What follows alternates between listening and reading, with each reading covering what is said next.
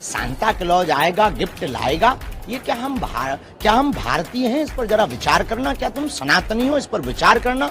यदि सनातनी हो, भारतीय हो, इन पाश्चात्य संस्कृति का बहिष्कार करो। सांता क्रूज की तरफ बच्चों को मत भेजो। उस पाप के बंधन को तोड़ने के लिए चढ़ावा चढ़ाने से कोई लाभ नहीं होगा। उस पाप के बंधन को तोड़ने के लिए तीर्थ स्थानों पर घूमने से कोई लाभ नहीं होगा। आज हम आपको दिखाएंगे कैसे प्रभु यीशु मसीह के दास के सामर्थ्य प्रचार को सुनकर ईसाई विरोधियों ने यीशु मसीह के नाम का बपतिस्मा ले लिया। जब आप उस प्रचार को सुनोगे तो प्रभु यीशु मसीह आप सभी की परिस्थितियों को बदलेंगे। इसलिए आप सभी उस प्रचार को पूरा जरूर सुने। आप सभी उस प्रचार को सुन सकते हैं। लड़ाई झगड़ा, मार काट, अपमान, बुराइयां, तमाम उन पापों को साधारण आप सोचते हैं कि मैं कोई पाप नहीं कर रहा हूं, लेकिन आप प्रत्येक क्षण पाप कर रहे हैं।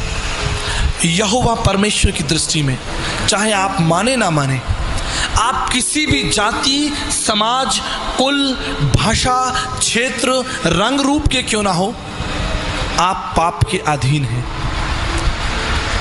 और इस पाप से छुटकारे के लिए स्वयं परमेश्वर का हस्तक्षेप जरूरी है। देवानुग्रह हेतुक्रम उस परमेश्वर की मांत्रिक उपनिषद, उस परमेश्वर के अनुग्रह से ही तुमको पाप से क्षमा मिलेगी। दूसरा कोई रास्ता नहीं है। ना योगेन सांख्यन कर्मणा नो ना विद्याया ब्रह्मकित मोक्ष विद्यते सिद्धाय नान्यथा। विवेक चूड़ामणि 56 में लिखा है। भारत के तत्वदर्शी लोग लिखते हैं, उस पाप के बंधन के लिए माला फेरने से कोई लाभ नहीं होगा। उस पाप के बंधन को तोड़ने के लिए चढ़ावा चढ़ाने से कोई लाभ नहीं होगा। उस पाप के बंधन को तोड़ने के लिए तीर्थ स्थानों पर घूमने से कोई लाभ नहीं होगा। ऊंचे पहाड़ों पर चढ़ने से कोई लाभ नहीं होगा। नदियों में स्नान करने से कोई लाभ नहीं होगा। न योगेन न सांख्यन कर्मणा नो न विद्याया, तुम्हारे धर्म के कामों से भी कोई लाभ नहीं होगा। क्यों? क्योंकि मनुष्य स्वयं अपने पाप के बंधन को नहीं तोड़ सकता। अगर स्वयं मनुष्य अपने पाप के बंधन को तोड़ सकता तो परमेश्वर को मनुष्य रूप धारण कर इस पृथ्वी पर भयंकर मौत को सहने की कोई आवश्यकता नहीं होती।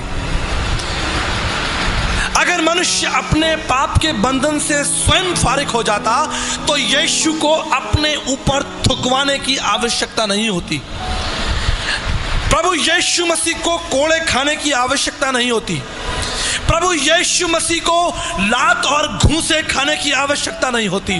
प्रभु यीशु मसीह को क्रूस पर भयंकर मौत सहने की आवश्यकता नहीं होती। अगर मनुष्य अपनी बुद्धि से उस पाप के बंधन से बाहर निकलता।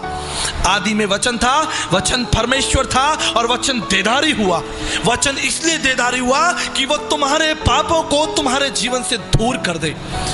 देखो, ये परमेश्वर का मेमना है जो जगत के पापों को उठाकर ले जाता है। यही तो प्रार्थना कर रहे हैं ऋग्वेद के लिखने वाले कि परमेश्वर आप दया करिए, आप हस्तक्षेप करिए, आप मेरे पापों से मुझे स्वतंत्र करिए, आप मुझे इस पाप के भयंकर चक्र से बाहर निकालिए।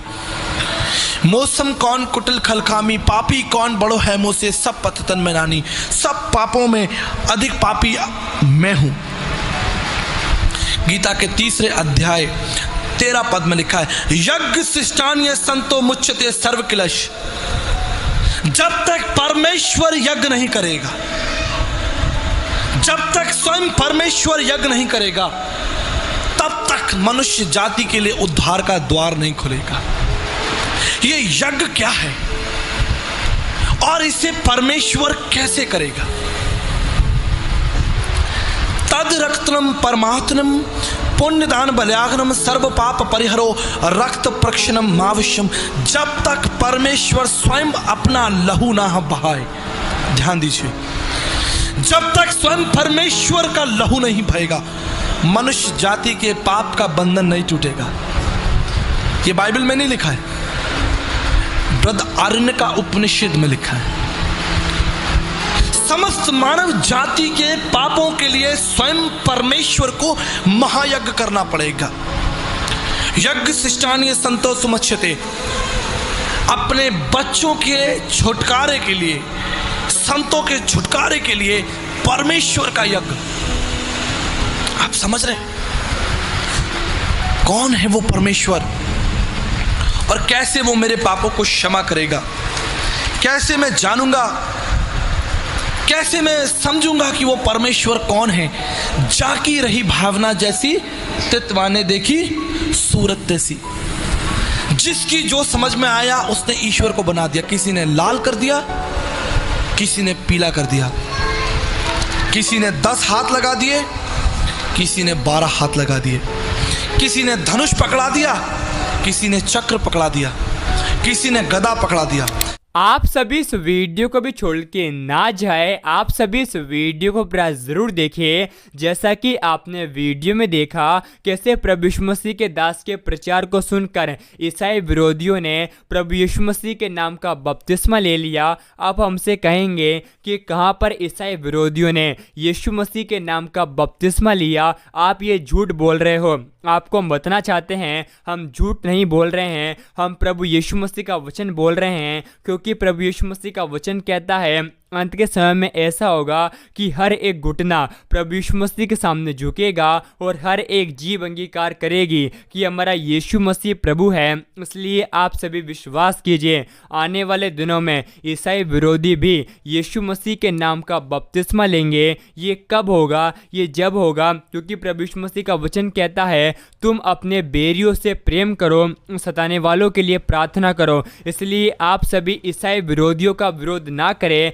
लेकिन अपने सताने वालों के लिए प्रार्थना करें, क्योंकि ऐसा ही करने से हम अपने स्वर्गीय पिता की संतान ठहरेंगे। क्योंकि प्रभु यीशु मसीह का वचन कहता है ईसाई विरोधियों का एक ही काम होता है, जहाँ पर मसीह लोग दुआ प्रार्थना करते हैं वहाँ पर ये चले जाते हैं और ईसाई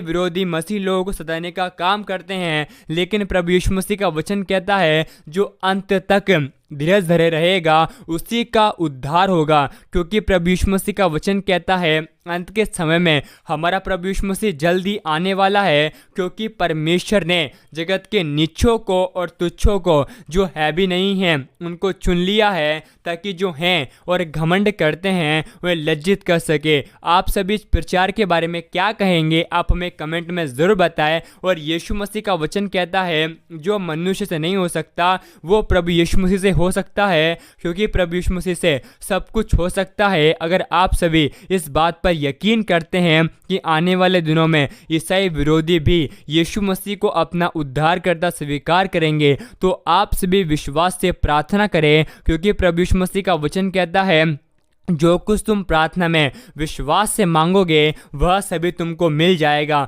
और प्रभु यीशु मसीह का वचन कहता है क्योंकि हमारा प्रभु यीशु मसीह इस संसार में इसलिए आया है कि हम जीवन को पाए और बहुतायत के जीवन को प्राप्त करें। यीशु मसीह आप सभी को बहुत आशीष दे।